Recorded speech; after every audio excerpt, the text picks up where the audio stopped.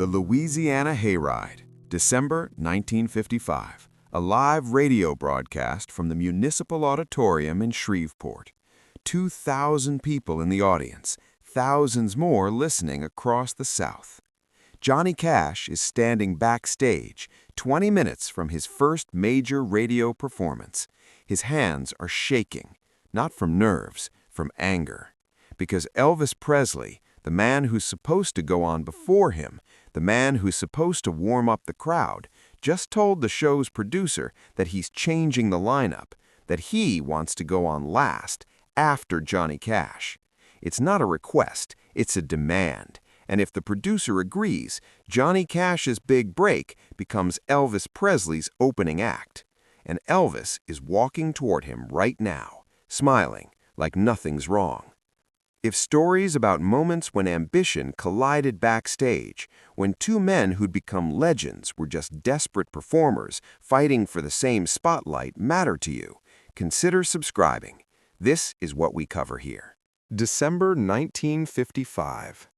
The Louisiana Hayride was the second most important country music radio show in America, right behind the Grand Ole Opry. Getting booked on the Hayride meant you were being taken seriously. Getting invited back meant you might have a career. Johnny Cash was 23 years old. He'd signed with Sun Records 6 months earlier, had one single out, Cry, Cry, Cry, that was getting regional airplay. This was his first major live radio performance, his first chance to reach a massive audience beyond the small clubs and county fairs where he'd been paying his dues. The Hayride had strict rules about performance order. Newer artists went on early. Established acts closed the show. It was a hierarchy everyone understood and respected. You paid your dues. You earned your spot. Johnny Cash was scheduled to perform third, 20 minutes into the broadcast. A good slot for a newcomer, enough time for the audience to settle in, but early enough that people wouldn't have left yet. Elvis Presley was scheduled to perform fifth, near the end of the show, the headline slot. Elvis was 20 years old, had been performing on the Hayride for a year. He was exploding. His performances were causing near riots. Girls were screaming, fainting, rushing the stage.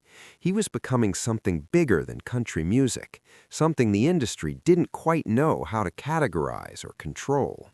And he knew it, could feel the power, the way audiences responded to him, the way the rules were starting to bend around him.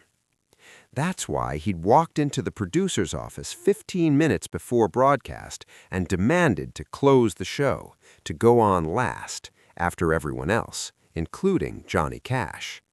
The producer, a man named Horace Logan, who'd been managing the Hayride for over a decade, had refused, told Elvis the lineup was set, that changing it now would create chaos, that everyone had agreed to their slots.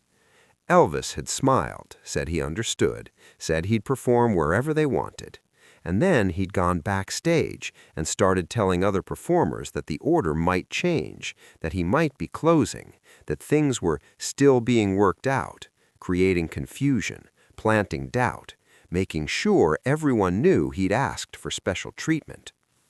Johnny Cash heard about it from another performer, was told that Elvis wanted to bump him down, wanted to use him as a setup act. That's when the anger started. Think about that moment. You're about to have your first big break. Someone more famous, more established, decides they want your slot. Not because they need it, they're already headline material, but because they can, because the rules don't apply to them anymore. What do?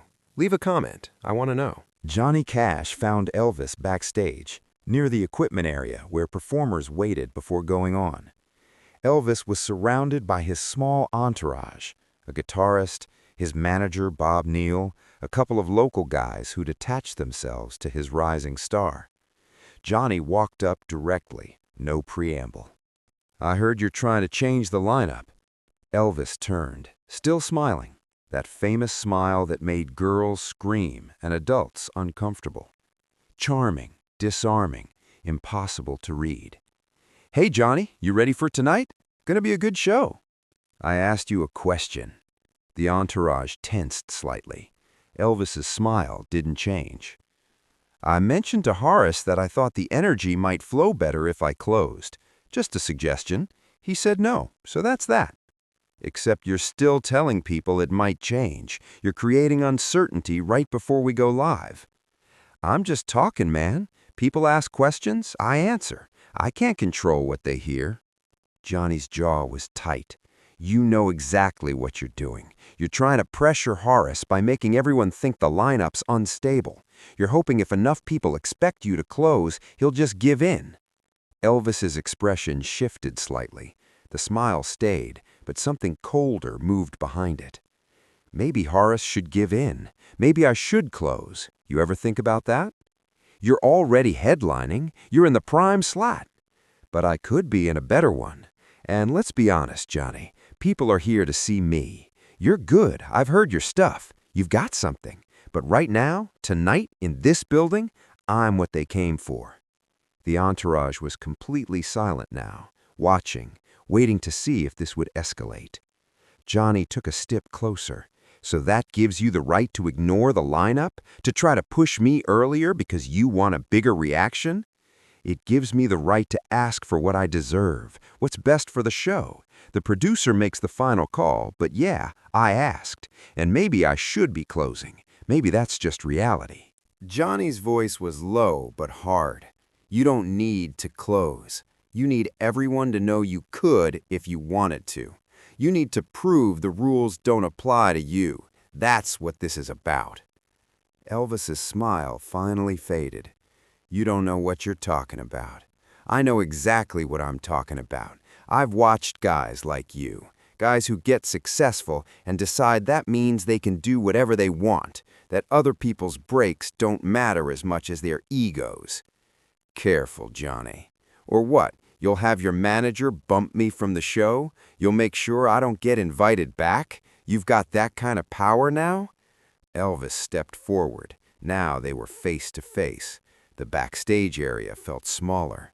Someone from the production crew noticed and started moving toward them.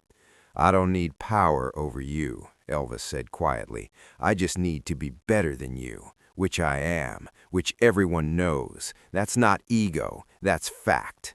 Then why do you need my slot? I don't need your slot. I want the show to end strong, with the person who'll give them what they came for. If that hurts your feelings, I'm sorry, but this is a business, and in business, you don't handicap your best asset to protect someone's debut. Johnny's hands were clenched at his sides. You're calling yourself an asset? I'm calling myself the reason this show sells out, the reason people listen. You're talented. You might even be great someday. But tonight, you're the opening act, and maybe you should accept that instead of pretending we're equals. This kind of story about moments when ego and ambition collided backstage, when two future legends were just desperate men fighting over a radio slot, matters. If you believe that success reveals character as much as it tests it, consider subscribing. This channel is built for people who understand that. The production assistant reached them. Guys, we're 10 minutes to broadcast. We need everyone in position. Neither Johnny nor Elvis moved. You want to do this? Johnny asked. His voice was quiet but carried an edge. Do what? Make this physical. Prove something, because we can walk out back right now and settle it. Elvis's expression was unreadable. The entourage shifted nervously. Bob Neal put his hand on Elvis's shoulder. Elvis, we need to focus on the performance. Elvis shrugged off the hand, still looking at Johnny. You think you could take me? I think I'm not going to let you bully your way into my slot without pushing back. Nobody's bullying anyone. I asked for something. Horace said no. That's how it works. The fact that you're this angry about it says more about your insecurity than my ego. My insecurity? Yeah.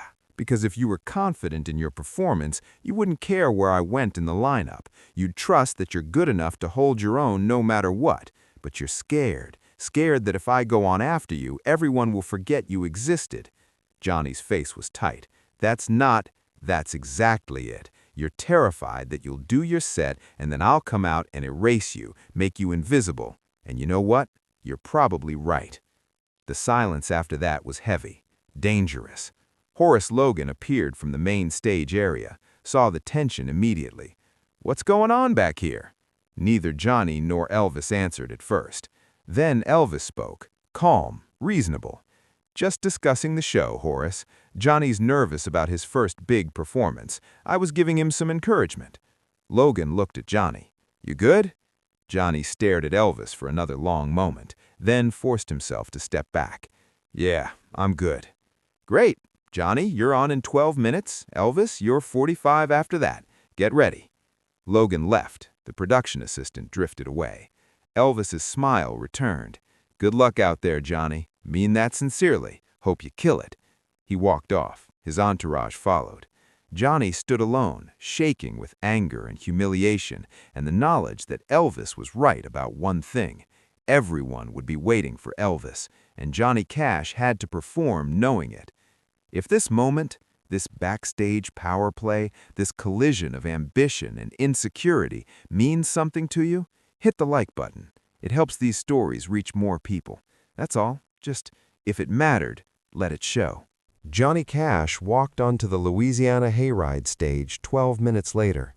The crowd was polite, attentive, but not electric, not the way they would be for Elvis. He performed 3 songs, sang them hard, poured everything into them, the anger, the humiliation, the desperate need to prove Elvis wrong. The audience responded, applauded, some even cheered. But Johnny could feel it, the restraint, the politeness. They liked him, but they weren't transformed. When he walked off stage, several performers congratulated him, said he'd done well, said it was a strong debut. Elvis wasn't among them.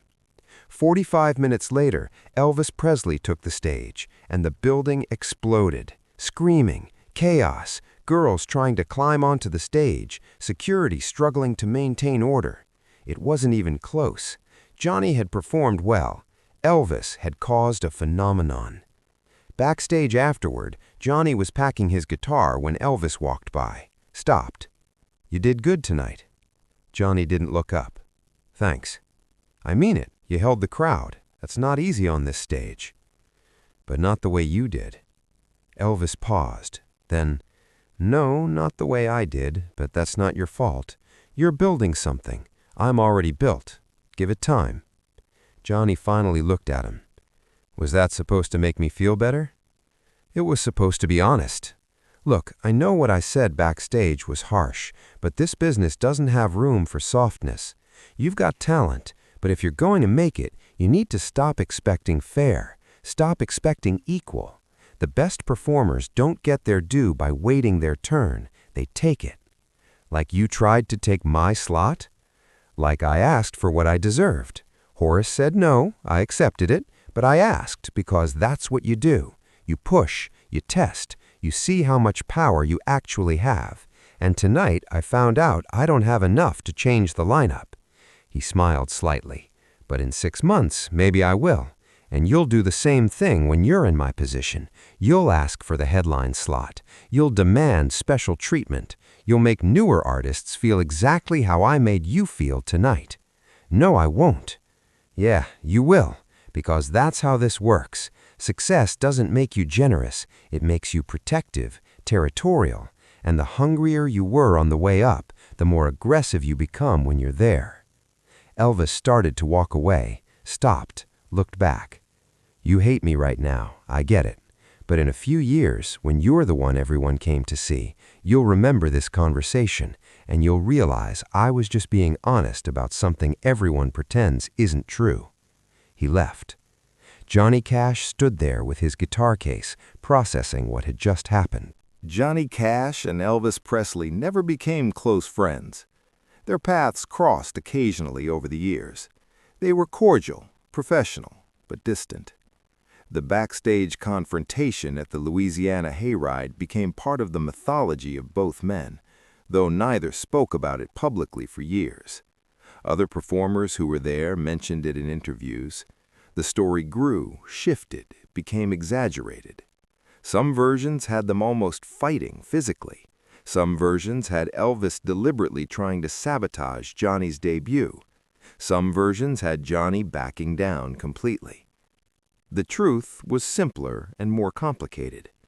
Two ambitious men, both desperate, both talented, both fighting for space in an industry that only had room for a few stars at a time, one of them already ascending, the other just beginning. And Elvis had been right about what he'd said, about how success changed you, about how protective you became of your position. Because years later, in the 70s and 80s, Johnny Cash did exactly what Elvis had described. Demanded headline slots, insisted on closing shows, made younger performers feel small by the weight of his presence and his expectations. Not because he was cruel, because he'd learned that survival in the music industry required protecting what you'd built, required asserting your value constantly, required making sure everyone knew you were still relevant, still powerful, still the reason people bought tickets. In 1977, after Elvis Presley died, Johnny Cash was asked about their relationship, about whether they'd been friends. He thought about it for a long time before answering. Elvis and I understood each other. We came from similar places, poor, southern, desperate to escape, but we handled success differently. The interviewer pressed him, asked what he meant. Elvis needed everyone to acknowledge his power. He needed to test it constantly, see how much he could demand, how much the rules would bend for him. It wasn't ego, or not just ego, it was insecurity. He needed proof that he'd actually made it, that it was real. And you? I needed to prove I deserved to be there, that I wasn't just lucky, that my success was based on something real. So I worked harder, pushed myself further, took risks Elvis never had to take because he was already untouchable. Did you ever forgive him for that night in Shreveport? Johnny smiled slightly. There was nothing to forgive. He was honest about something uncomfortable, about how this business works, about how success makes you territorial and protective, and sometimes cruel. I hated hearing it, but he was right. What made that backstage confrontation at the Louisiana Hayride significant wasn't the argument itself, it was what it revealed about two very different approaches to success. Elvis Presley believed that success gave you the right to demand special treatment, that if you were the best, the rules should accommodate you, that power was meant to be exercised, tested, proven constantly. Johnny Cash believed that success required earning your place every time, that respect came from consistency, not demands, that the moment you started expecting special treatment was the moment you stopped deserving it. Both men were right, both men were wrong. Elvis's approach got him everything he wanted quickly, but it also isolated him, made him dependent on the constant validation of special treatment. When the power started fading, when he could no longer demand to close every show, it destroyed him psychologically. Johnny's approach built long-term respect and credibility, but it also meant fighting harder, longer, for recognition that came easier to performers who were willing to demand it. Neither path was sustainable. Both men paid enormous costs for their choices. What neither Johnny Cash nor Elvis Presley could articulate in that backstage moment was the fear that drove them both, the fear that success was temporary, that the audience's love was conditional, that one bad performance, one wrong choice, one moment of weakness would end everything they'd fought for. Elvis dealt with that fear by asserting dominance, by making sure everyone knew he was in control, by demanding to close the show, to get the best slot, to receive the special treatment that proved he was still the most important person in the room. Johnny dealt with that fear by working harder, by never assuming his place was secure, by treating every performance like an audition, by refusing to demand special treatment because demanding it felt like admitting you needed it. Both strategies were attempts to manage the same terror, that they were imposters, that success was luck, that it could disappear as quickly as it arrived. That's what the fight was really about, not about a lineup slot, about which one of them was more afraid, and which one was better at hiding it. The Louisiana Hayride broadcast happened as scheduled. Johnny Cash performed third. Elvis Presley performed fifth. Both did well. The audience loved Elvis more, but Johnny held his own. Nobody in the audience knew about the backstage confrontation. Nobody listening on the radio heard the tension. The show went smoothly, professionally, like nothing had happened. But for Johnny Cash and Elvis Presley, something fundamental had shifted. They'd seen each other clearly, not as legends, not as future icons, as desperate men fighting over scraps, both terrified of obscurity, both willing to do whatever it took to avoid it. Years later, Johnny Cash said something about that night that captured the real truth of what had happened. Elvis told me I was insecure. He was right. But he was asking to close the show because he needed to prove he could make them change the lineup for him. That's not confidence. That's a different kind of insecurity. We were both scared. We just showed it differently. This wasn't just about Johnny Cash and Elvis Presley fighting over a performance slot. It was about what ambition looks like before it becomes success, what desperation sounds like before history turns it into confidence, what two future legends acted like when they were just scared performers competing for the same spotlight. Elvis Presley tried to assert dominance by demanding special treatment. Johnny Cash tried to assert dignity by refusing to be pushed around. Both were trying to control something that couldn't be controlled, whether they'd matter, whether they'd last, whether any of it was real. And the cruelest truth is that neither approach worked. Elvis got everything he demanded and still felt empty. Johnny earned everything he built and still felt insecure. Because success doesn't cure fear, it just changes what you're afraid of losing. That backstage confrontation in Shreveport wasn't about ego or entitlement or ambition. It was about two terrified men who knew they had one chance to make it, and both of them were willing to hurt each other to take it. That's not a moral failing. That's survival in an industry that only remembers a handful of names from every generation. And on that night in December 1955, neither Johnny Cash nor Elvis Presley knew which names would survive. They just knew they'd fight like hell to make sure theirs did. If stories like this matter to you, stories about ambition before it becomes legend, about the fights that happen backstage before history sanitizes them, subscribe, leave a comment, hit the like button. These are the moments that don't make it into the mythology, the conflicts between people who'd become icons when they were just desperate performers fighting for survival. This is history told from the wings, and if that matters to you, I'm glad you're here.